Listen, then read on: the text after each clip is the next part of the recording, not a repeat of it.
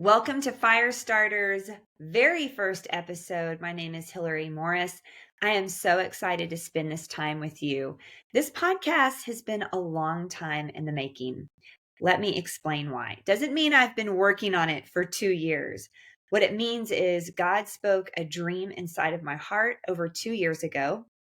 I got so excited at the thought of creating this podcast and then immediately began to doubt myself, give into imposter syndrome, talk to other people about it, and ask them if I should do it.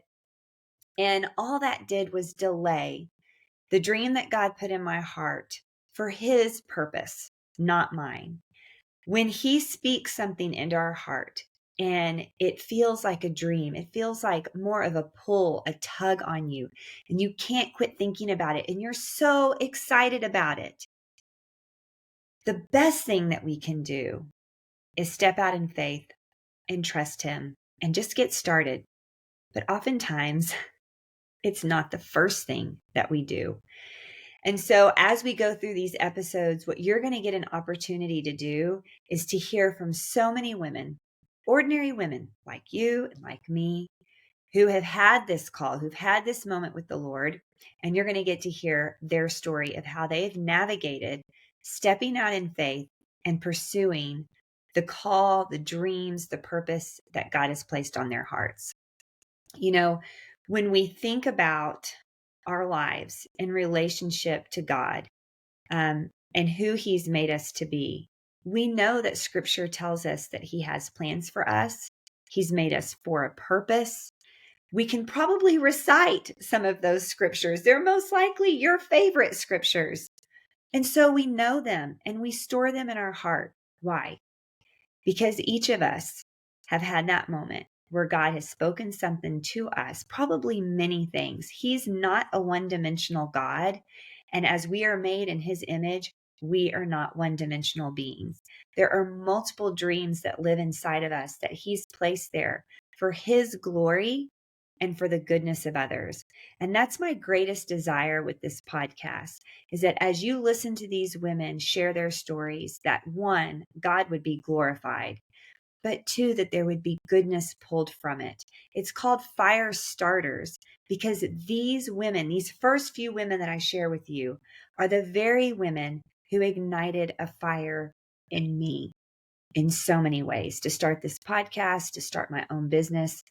They spoke life into me, not just by their words, but by their actions, by the way they answered God's call in their life. And they lived it out, and I got to witness it. And what it did is, as the doubts and the fears and the insecurities rose up inside of me, I was able to look at them and watch them step out in faith, do it scared, do it messy, but be obedient to God's calling. And all it did was continually ignite, reignite the fire in me to do the same in my life.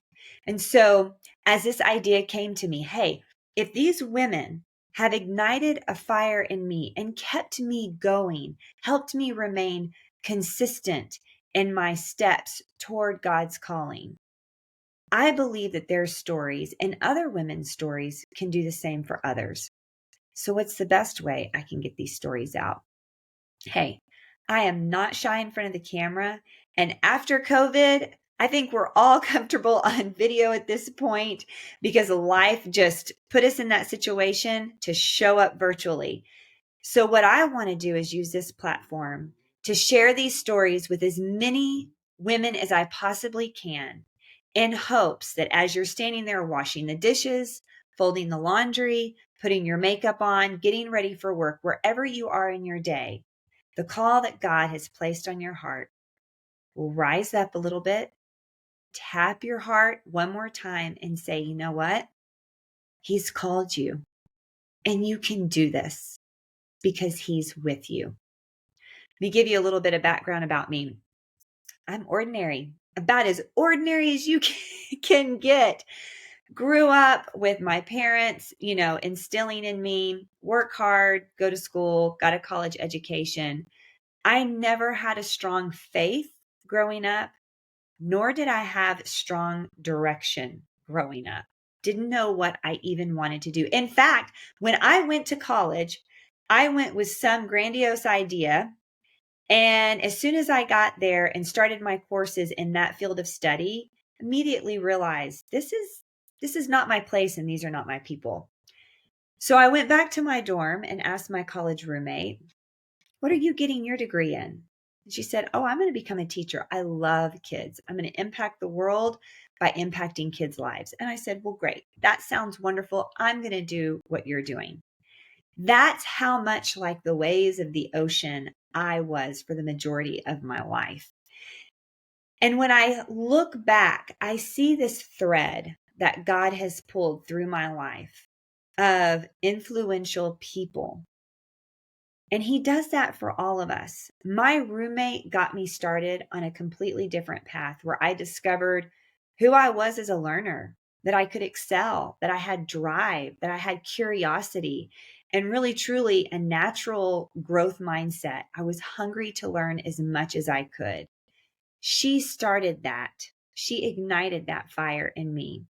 And from that time into my teaching career, there have been multiple women mentors who've continually pulled that thread to ignite new aspects of myself inside of me that I discovered because they drew near and they poured into me. Even though I taught for 20 years and enjoyed it, loved kids, being right next to them, shoulder to shoulder, doing the same for them, speaking life into them, helping them discover who God made them to be and the gifts that he gave them was so fulfilling. But in that time, that wasn't the only desire in my heart. That wasn't the only calling that God placed. And sometimes he calls us to new experiences because of what excites us, because of passions, the way he's designed us, because of our talents. And sometimes he calls us because of what breaks our heart. And what broke my heart the most in my 20 years as an educator was that I managed my own family. I didn't mother them. Other people were raising my children while I raised other people's children. And it always was something that broke my heart. And there are so many teachers who do this well. They are able to mother their children beautifully as they teach other kids. They're built different. And this is one of those nuances where I have to just realize God's sovereignty, that he built me this way for a purpose. And I believe it was to call me out of teaching. He's put a huge passion and desire on my heart for health because of my mom and her struggle with her weight, her whole life, which I witnessed my whole life. And so as these two aspects of my life converged, this desire to be with my children, to be present, mentally present, not just physically, um, and this desire to come alongside others as they create health in their life, they merged with an opportunity that the Lord gave me. And he asked me to step away from teaching and become a health coach. Such a risky moment. When I think back about that time and space in my life, I really resonated with Peter when he was on the water and said, "Lord, call me out of the boat." I had been praying that prayer, "Call me out of the boat. I want to be with my kids." But when the moment came to step out, it was so scary because how many times, moms, does our identity become wrapped in those areas of our life? I'm a teacher, I'm a mother, I'm a wife, I'm a sales representative, I'm a nurse. Whatever your career is, it can soon become your identity, especially after decades. And so I wasn't sure what would happen when I left that. I wasn't sure if I'd know who I was, if I'd be able to stand up on my own. But one thing that he did graciously is he gave me his spirit of hope, his encouragement, and his strength. And you're going to hear that from so many of the women that I have already interviewed. The strength and the power that God gave each of them to step out of the boat is so encouraging. And I know that he does that for all of us. And I've spent the last 5 years as a health coach 3 of them at home with my babies, and it has not been like this the whole time. Nor has it been that way for any of the women that you're going to get an opportunity to hear from. The journey is messy. There are valleys. There are dark valleys, and there are mountaintop moments, but He is with us through all of it. And one thing that I know that you will hear from all of these women is that there are people that He places in your life that encourage you, that are there at the right time for the right purpose to speak life into you and to continue to pull that thread and call you towards who God has made you to be. So look for that theme as you listen and think about your own life. Who are the people who God has placed in your life from the beginning, even up to today, who've continually tapped that desire in your heart and ignited it and called you towards it or encouraged you towards it? I think that one of the greatest gifts God gives us is community. And some of the darkest moments in my life have been when I turned my back on that, especially as a highly anxious person. If you struggle with anxiety, this is going to resonate with you. I thought I would make my life easier by simplifying it, removing people, experiences, staying home, go to work, get your job done, come home, and just stay there. Maybe find something on TV to distract you from what hurts in life. I lived years and years like that. And you know what it did? It didn't lessen my anxiety. It intensified it. It was almost as if the cocoon I thought I was building around me became more like a coffin. And it's interesting that God will work through that when we turn our back from what He's called us into, He will make it uncomfortable. And that's what happened in that moment when I said yes to health coaching. I was so tightly cocooned. I was definitely in the coffin, and I was beating my hands against those wooden planks, just praying, screaming really for a way out. In fact, the day before I said yes to health coaching, I had one of those moments. I was at home on maternity leave with our surprise fourth baby at 40. And of course, postpartum depression was something that I battled with all 4 of our kids. And I was in one of those moments. I found myself on my knees, pounding the ground and asking God, why? Why would you bless us so abundantly with 4 children, but have no means and no way to really meet the needs of their lives? We couldn't even afford our medical bill from having the baby. We had to charge that, which seemed so irresponsible. But we hadn't done that part of it. She was a surprise baby. And so in that moment of just pounding my fist and asking why, that surrender to God and that brokenness, He was there for that. And although in that moment He gave me no answer, the very next day He did. He did give me an answer. And what He did is He called me out of my cocoon. He called me out in a big way to get connected into a healthy community and to go out and connect with as many people as I possibly could, not for me, not for any benefit of mine, but purely to bring the gift of health to them. What an answer. What an incredible answer. And you will see that time and time again as you hear these women's stories, that as they had moments where they wanted to step away from the call or turn their back on life and just try to simplify it, God created such an uncomfortable situation for them that they had to turn and face Him and move towards Him. He is gracious in that way. It's not that He causes bad situations to happen, but when we do that, He is certainly there to help us turn it around and make them work for His glory and the goodness of others.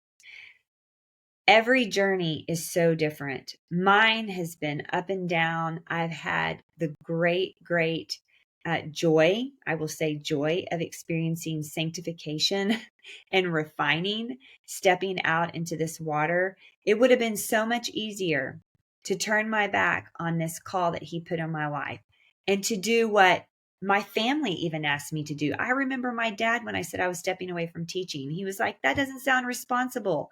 Logically, you want to plan for retirement. Teaching is consistent. It's reliable. Why would you walk away from something like that? And it is scary. And it would have been easier to stay in comfort. But I don't know that it would have been a life worth living. There were moments where I could look ahead 30 more years and know exactly what those 30 years would feel like and look like and where it would lead me. And I decided that was far scarier than taking a step out onto the water and just trusting Jesus, trusting my creator, that where he's calling me is going to be good for me. Not perfect, not successful all of the time, not easy, but it would be good. It would be good. And part of that is because it would sanctify me. And you're going to hear that from all of these women. These journeys have taken them to such deep levels in their relationship with Christ and such deep levels of development as they interact with other humans on this earth. The work that they're doing just gets deeper and deeper and deeper, and their impact is getting farther and farther and farther. So, as you listen to these, as you fold your laundry or finish up lesson plans, whatever it is that you're doing, as you hear these women speak, I want you to reflect on your own life. I want you to reflect on the people that God has placed in your life, the call, the dreams, the multiple dreams he's put in your heart, and the ways that maybe you've turned and backed away from those callings, what those fears are. Have you been pursuing financial safety or just comfort? What are those things that have kept you from turning your face to him and answering his call and stepping out? And ask yourself, could there be something more worthwhile to live for than comfort and safety? I know there is, and I'm in the thick of it right now. I'm in a valley. I'm starting a podcast in a valley in my life. But that's how he works, right? He calls us when he calls us, not when we feel qualified, not when we feel ready, not when we have our ducks in a row. He calls in his timing. And that's something else you'll see from these women, that his timing is perfect. He is never late. You will hear that on a few episodes. He is never late. And he is always with us in the waiting and in the moving. So I know that I will get to know you better as we go and we interact on these different platforms. We'll be on Spotify, Apple Podcasts, and YouTube.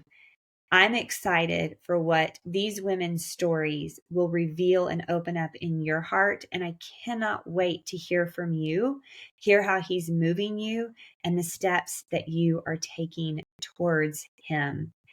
As you listen, you will be ignited. You will be ignited to move forward in faith. And then as you do that, friend, be assured you will ignite others around you. And that, sister, that's a life worth living.